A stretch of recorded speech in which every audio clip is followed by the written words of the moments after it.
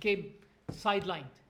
Similar to that, subhanAllah, I found something very interesting, even though it was a small sentence, in Sheikh Hamza Yusuf's Caesarean moon births, where he talks, like there is like one sentence that I picked there, which was quite interesting. He says, and I'm quoting, he says that the role of electric light, the role of electric lights, it played a role in changing people's thinking about the purpose on earth and its contribution to disconnecting them from the cosmos. Electricity disconnected us from the cosmos. Yes, it was, and we can talk about that at another time, how one of the signs of the Day of Judgment is actually arrival of the electricity. Allah subhanahu wa ta'ala speaks about إِذَا الشَّمْسُ كُوِّرَتْ, when the sun is turned into a ball. And even though the ulama of tafsir, even though the ulama of tafsir talk about that as the arrival of the Day of Judgment, and that the sun does not function anymore, but that's actually more related to our current moment, that when the sun is taken, the power of the sun is taken and put in these small lights. And because the Quran speaks about inkidaru nujum, that the stars are no more as shining as they used to be. Nowadays, people's ability to spot the stars, or to see the stars, or even to see the fajr in cities is extremely difficult. It's absolutely difficult. Like our big debate on whether we can see the fajr or we cannot see the fajr, part of it is that we live in cities. So we're struggling to find, is this al-fajr al-sadiq, is this not al-fajr al-sadiq? You will never find a problem like that in places like Mauritania, for example, or places where you are different from civilization.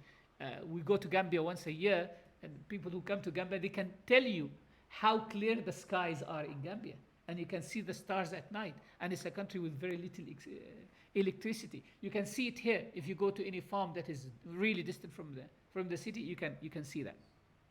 One of the things that also Habib talks about, and I'm going to kind of like quickly touch on that, is he talks about the school.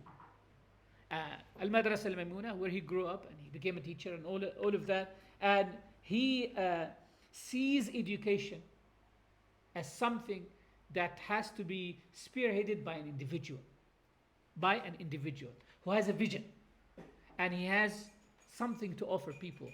He's a father. This is the purpose of education that existed in our tradition. The first school was Ahlul Sufa, established by the Prophet ﷺ. It was around an individual. All traditional education is always around an individual, right? Even nowadays, when you think about any educational initiative in the West, Muslim education initiative coming from the tradition, you will find that there is a man behind it.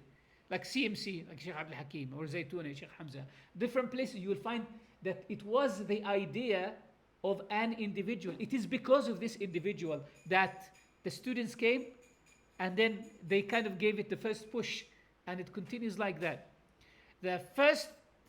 Arguably, the first university in the world, Al-Qarawiyyin. Well, some say it's the second, some say it's the first. But anyway, it was an idea of a woman. Like even Zaytuna in Tunisia, the original Zaytuna, it was an idea of a man. And so on and so forth. So schools in traditional Islam have always been, traditional like Muslim societies have always been ideas of individuals. Alim who has a mission and he comes and wherever, even nowadays, even the mobile schools, the mobile education, which we call mahdara, right? You know, the Mauritanians, they say their mahadar as on the backs of the camels. And so they teach, he says, حتى اتخذنا ظهور العيسي ركبانا, or something like that. Like they took the backs of the camel as their schools. Now, you see that education, that's how traditional education used to be. But what has happened is modern education is no more based on the individual. It's the public school or state school. Early education was always associated with religion, whether it's a Christian education, the church education in the West, or the masajid in the Muslim world, where schools were always associated with the masajid. Why? Because they saw education as a holistic process, where the student does not only learn information, but they have companionship with the teacher. They learn from mentoring their mentors, companionship, and they also learn akhlaq. This long companionship will enable the teacher to see the behavior of the student, to investigate, to have proximity, to know what is good and what does the student literate to know what are the needs of the student. Summing that up, moving to modern education, you've got 10, 15 students, 30 students chucked in a class. No one knows what their needs are. No one knows what are the different capacities they have, whether some of them are good achievers and others are not. Everyone is chucked to take what they call national education. And national education is normally following national curriculum. National curriculum follows certain policies and certain priorities that the state or the government or people in power are willing to promote. So certain items or certain subjects can become non-central to the curriculum. For example, Islamic studies in some Muslim countries today, yes, they are taught, but it is not a pass and fail thing. So if you do well, okay. If you don't, so why would a person, it's almost like an optional.